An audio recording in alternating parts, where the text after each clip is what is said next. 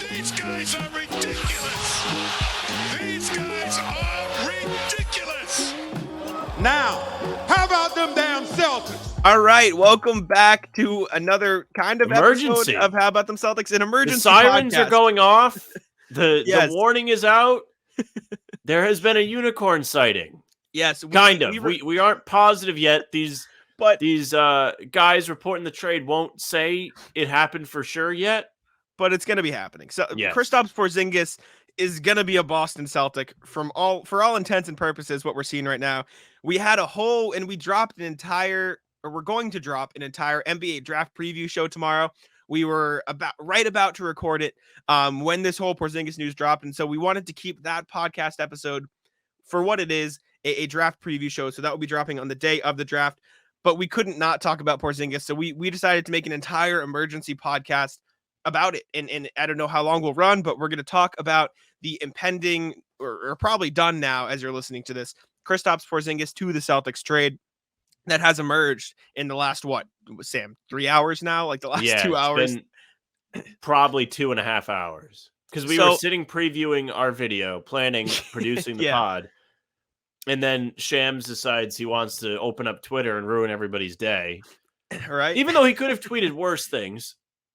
This is true. I mean, it all started with a video from Shams saying the Celtics are looking at Porzingis. Then he started, okay, the Clippers are involved. And then Adam Himmelsbach said they're nearing an end. And then Fisher said Gallinari's. We're going to break it down right now. Based on Shams reporting, we're recording this at 4:45. Shams tweeted this at 4:43 on Wednesday, June 21st. Breaking: Celtics, Wizards, Clippers are closing in on a trade, sending Porzingis to Boston, Brogdon to the Clippers, Marcus Morris and draft compensation to the Wizards. That is what we know right now. Jake Fisher said Gallinari will also be in the trade. Maybe that's a guess. Yeah, maybe going. Well, that's what he's been hearing at least. Probably going to the Wizards. I would assume he'd be going to the Wizards. They have to make salary. But the biggest part, obviously, is Kristaps Porzingis will be a member of the Boston Celtics. Something we've discussed on this show in the past week or so. Yeah, we've discussed this possibility a lot. My package that I put together for Hardwood Houdini of Fansided was dragged through the mud. Yeah, people hated it. And I mean, I can't blame them. People don't like Rob and people don't want to trade Rob. It was Brogdon, Rob, Pritchard, and first round picks. It seems like the Celtics, based on everything we're hearing now, were able to do that without giving up Robert Williams, or at least many first round picks. Maybe they'll give up pick 35, which would ruin a portion of our draft pod, but whatever. But yeah, it sounds like the Celtics are getting Porzingis for, as Sam would say, free. Dare I say free? Very free. Compared to what we thought they might have to pay for him. Like you said, you wrote up Brogdon, Rob Williams, Pritchard, multiple firsts. It was a lot. It was a haul. Which I didn't think was crazy even, though, for Porzingis in the season he had. But yeah, you didn't think it was crazy. He did have a great season. His health is a big question mark, I think, going forward. Just throughout his career, he's missed a lot of games. Absolutely. But last season is not a season to sneeze at. Washington still kind of sucked. They did beat the Celtics after they said they wanted the 1 seed, and then they and Porzingis killed them. And Porzingis did kill them. That might have stuck with Brad. Yeah, maybe. I forgot about that. But he did have a really impactful season. He was a good 3-point shooter. His rim protection numbers were really good. He was a good defender in the pick and roll, where the Celtics struggled in the playoffs. Yes. They lost almost like 2 rounds just because of the pick and roll. Philly, the games they lost against them were because of that. And then Trae Young, of course, picked them apart in round 1. They need somebody to be that drop guy, their role defender. And Porzingis may be the guy. That's what it sounds like. Yes. Woj, ESPN sources, the Celtics are working on a trade. I mean, are they ever going to report this trade, or are they just going to keep giving me notifications? Yes. Malcolm Brogdon, the Clippers, Marcus Morris, Amir Coffey, and pick number 30 to Washington. Sides still have more work to do on an agreement. So, well, I think a big part of don't know what's going on. I think a big part of this, and I can't remember if it was Keith Smith or John Hollinger tweet this. There is a world, and I don't know if you saw this, Sam. The Wizards could extend and trade Porzingis, meaning he wouldn't be an expiring contract, meaning the Wizards would give him an extension that would then transfer to the Celtics. Because one of the biggest things in a potential Porzingis trade that a lot of Celtics fans have been talking about is this would be a rental. It would be a 1-year deal. Like, would it be worth it?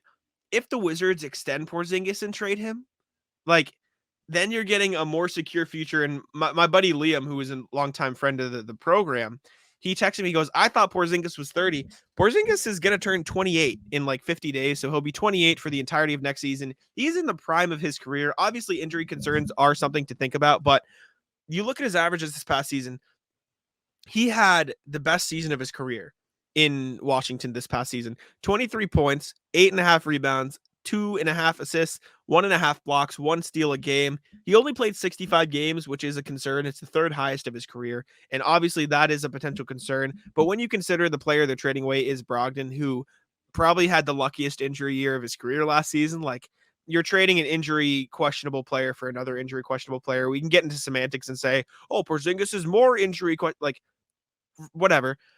He shot 49.8% from the field, 38.5% from 3 on 5.5 attempts a game. I said this on a couple podcasts ago when we talked about it. He feels like the best potential Al Horford replacement there is out there. He's a solid defender. He's obviously not as quick, but Celtics fans have been begging for a taller center for years.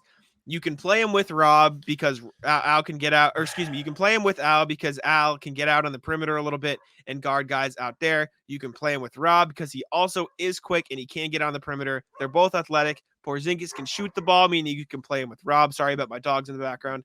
If you play him with Al, they both can shoot. It seems like a great center to have that can play with both of the guys currently at the center spot on your roster.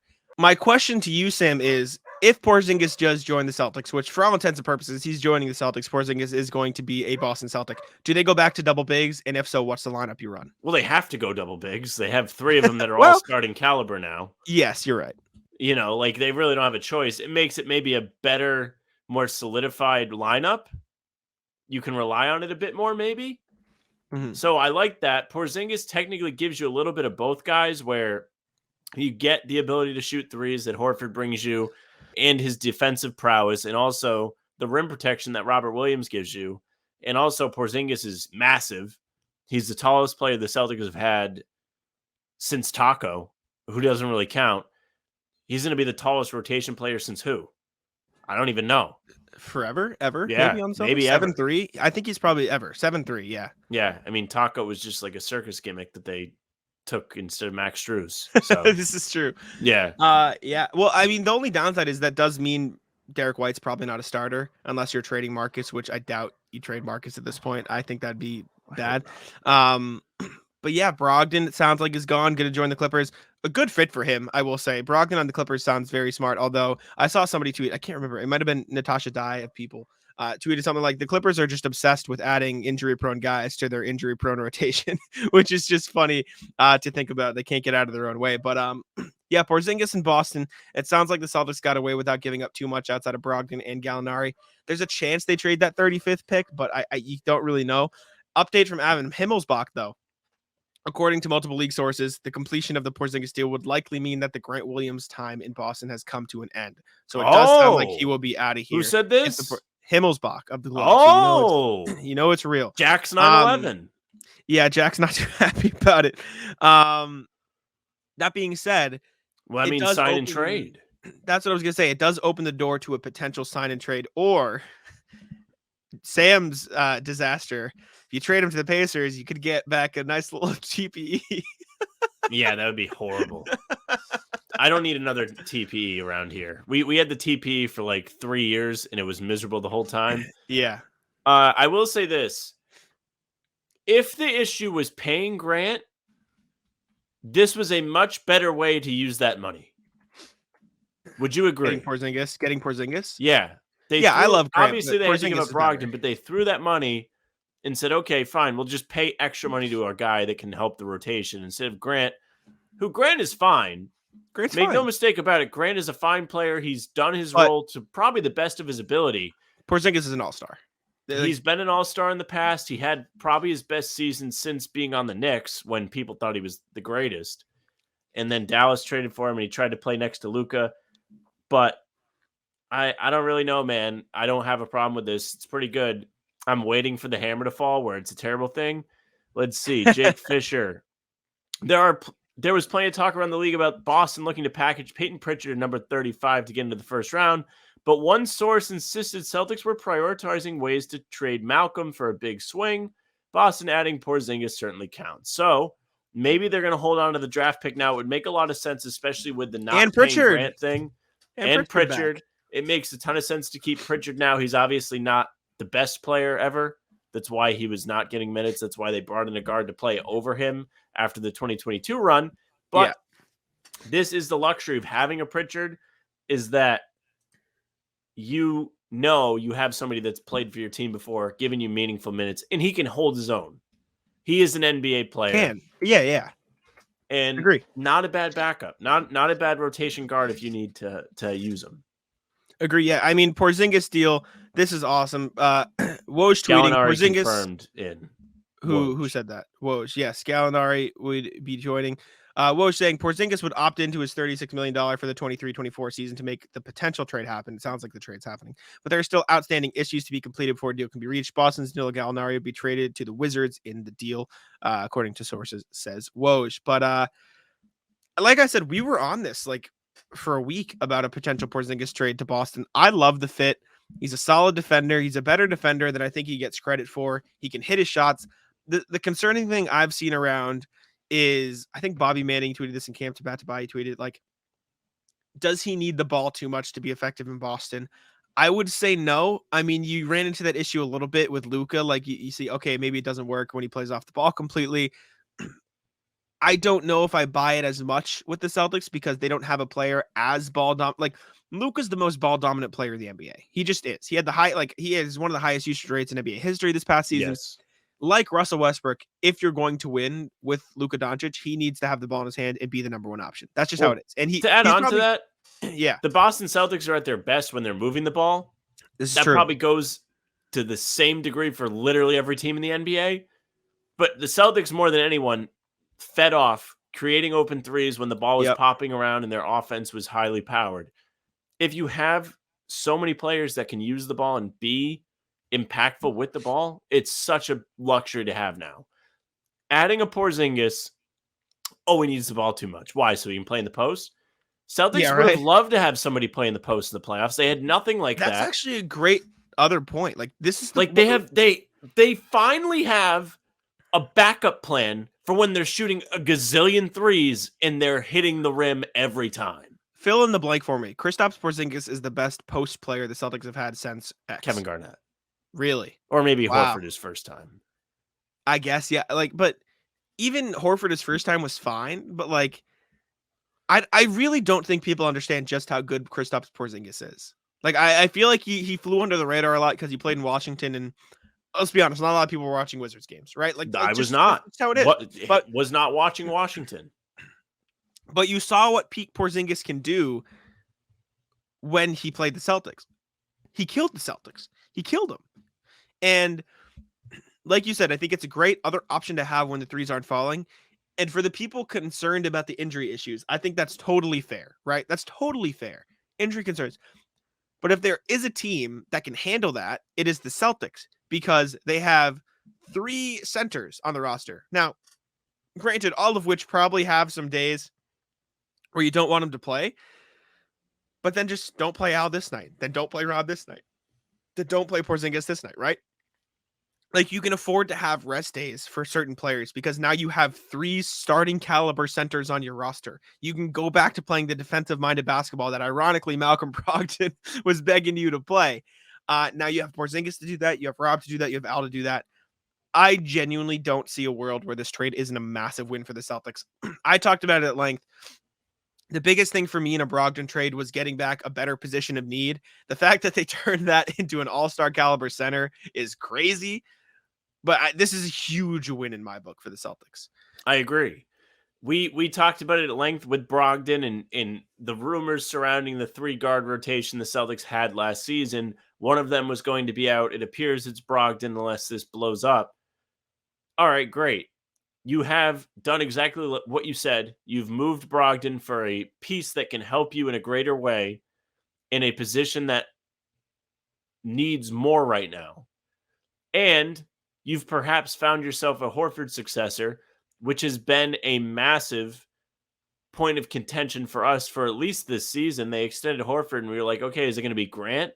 I never felt like it could be Grant.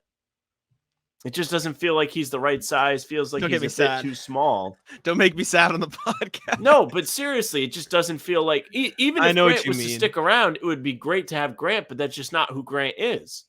I think Porzingis. Grant is never going to be an all-star big. Yeah, no, It's you're just right. I'm not not gonna fighting happen.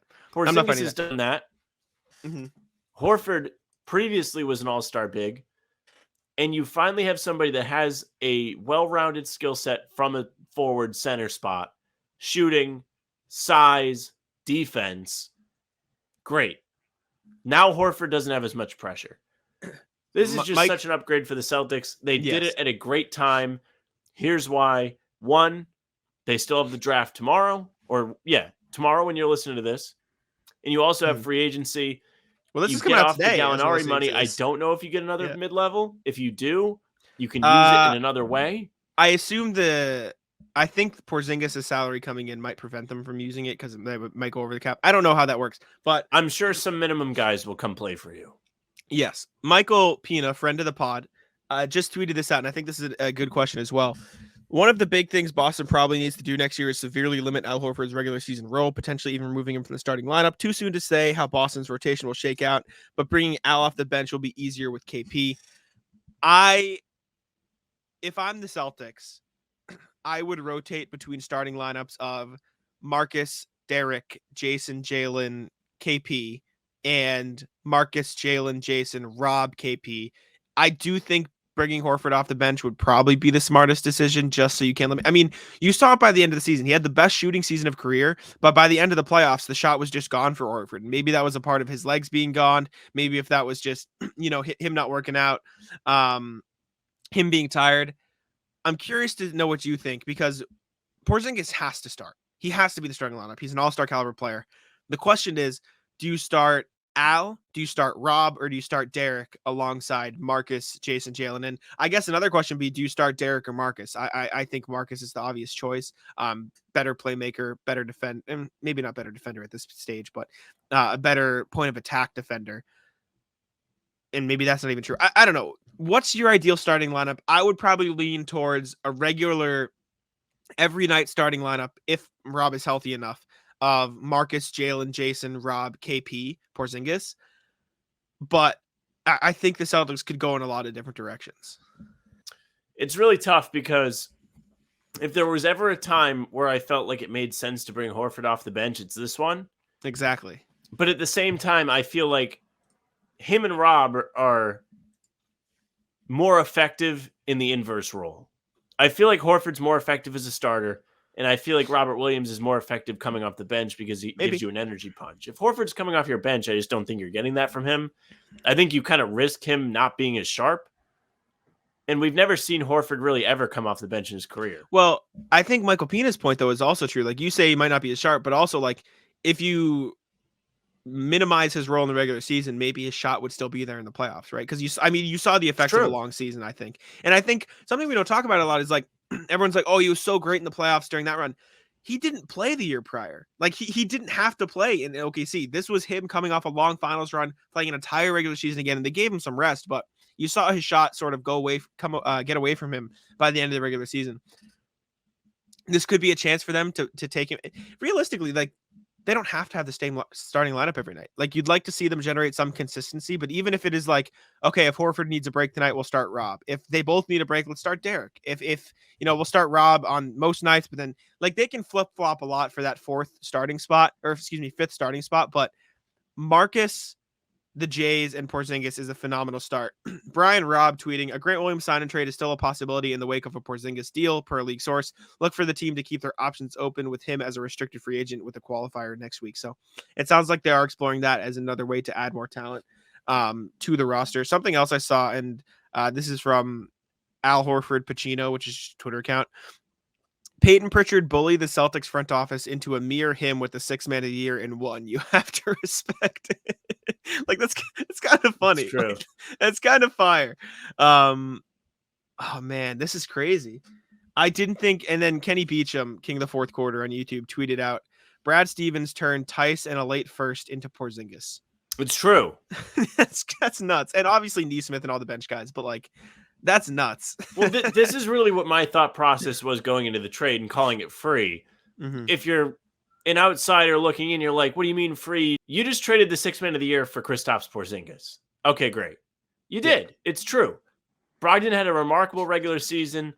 I think people really forgot about that because he really struggled against Miami in the playoffs, Jack included. Not so much that he was never a denier of Brogdon or said Brogdon wasn't great or whatever, but there is a factor which plays into it, which is the Celtics don't necessarily need him, and he was a luxury, because that is also true. Yes. He always was a luxury. From day one, he was a luxury. You were like, oh my God, we get this guy for free. And now you have a 3-headed monster with your guard rotation. You really thought it would be him and Smart. Turned out to be Smart and White in a mix of him. And like Smart kind of had a down year too. It was weird for him. He was hurt a lot.